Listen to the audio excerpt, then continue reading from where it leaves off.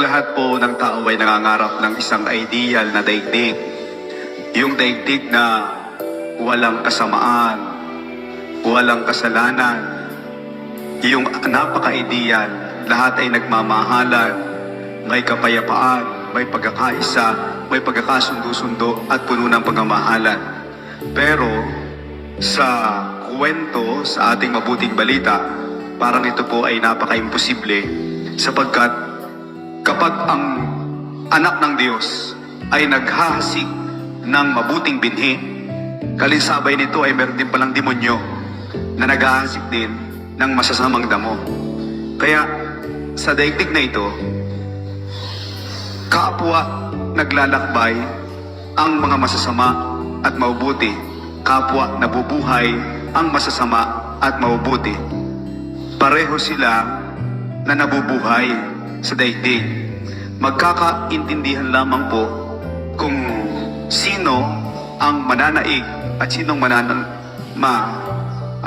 mamamayani ay sa huli. At lagi naman pong ganon.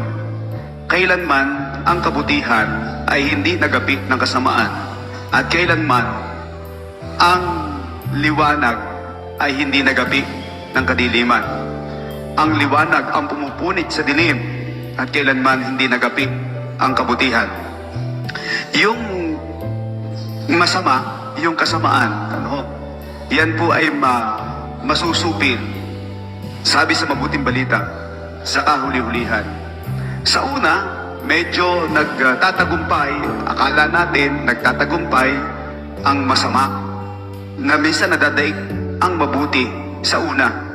Pero kapag ang mabuti ay nakapagtiyaga, kapag ang mabuti ay nakapagsakripisyo, kapag ang mga mabuti ay hindi umalpas sa paghawak sa ating Panginoon, sa pananalig sa Diyos, sa kahuli-hulihan, sabi sa mabuting balita, sila ay magliliwanag na gaya ng araw sa kaharian ng langit. So ang maging mabuti, nalalaman natin na ito ay mabuti sa huli. Malalaman natin na tayo ay banal, malalaman na tayo ay mabuti sa kahuli-hulihan. Kaya tayo po'y magtiyaga. Tayo magtiyaga sa paglapit sa Diyos. Perseverance, sa baging mabuti. Huwag sana kayong mapagod na maging mabuti. Huwag sana kayong mapagod labanan ang kasamaan, sapagkat ang kasamaan kailanman ay hindi nanalo sa kabutihan. Amen.